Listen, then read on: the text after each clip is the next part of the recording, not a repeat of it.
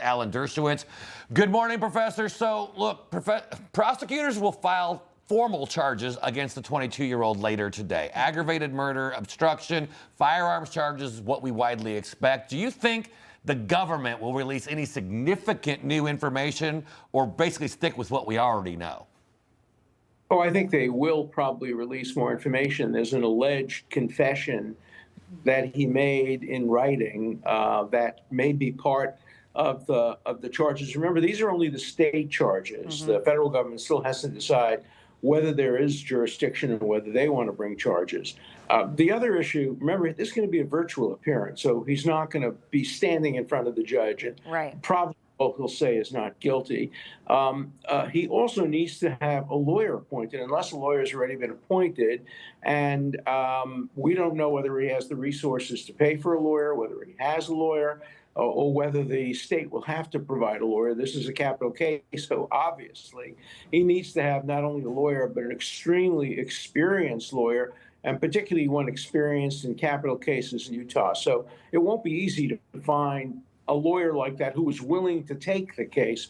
There are so many lawyers who are afraid of being attacked for taking a case. They forget the John Adams precedent of representing those accused of the Boston massacres in the run-up to the Revolutionary War. So I hope there'll be a lawyer brave enough, bold enough, and competent enough to provide this man an adequate defense. Whether he's guilty or innocent, he's entitled to a defense under the Sixth Amendment to the Constitution.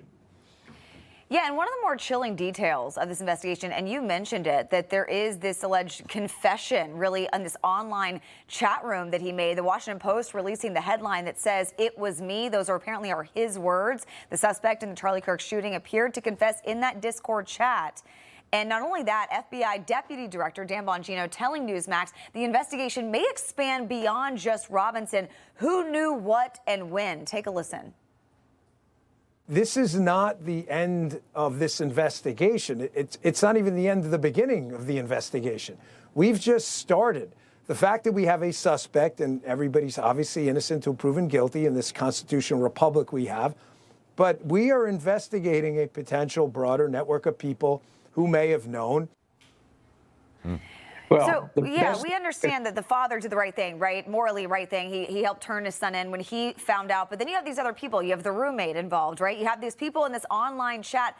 Did they know something? So my question is it a crime to not do something about it if you know that this is going to happen, if these people knew of this? In most states, no. In a couple of states like Rhode Island, they passed statutes that require you to disclose an imminent felony, but in most cases, simply doing nothing is not a crime. But the best thing that could happen to this defendant is if they begin an investigation to try to get other people involved, because then they may want to make a deal with him. Remember, he's been violent, and he may want to exchange information if there are other people involved for eliminating the death penalty or something like that. So, you know, somebody once said in the halls of justice, the only justice takes place in the halls. And we're going to see, once he gets a lawyer, we're going to see negotiations. We're going to see attempts to try to minimize the penalty. We're not going to see a plea of not guilty realistically at trial. He's not going to be able to deny that he did it. The evidence seems overwhelming that he is the trigger man. Will he try to defend on the ground of insanity? Who knows? Or will he try to mitigate the sentence on grounds of insanity? Will he ultimately cooperate and turn in other people? This is all in the realm of speculation. And then, of course, there's the federal death penalty, which is applicable too if there is jurisdiction in this case. And so this is, as was said by the head of the FBI, this is the beginning, not the end, of a long investigation that will culminate ultimately either in a plea of guilty or a trial, probably a plea of guilty. Yeah, so now all you're negotiating is the sentence. That maybe they're just trying to avoid the death penalty. All right, Professor, so great having you with us this morning. Well, I'm sure we'll be talking to you again as this all plays out. Yeah, thank you. Thank you. Information. Truth is freedom. Is Newsmax. It's real news for real people.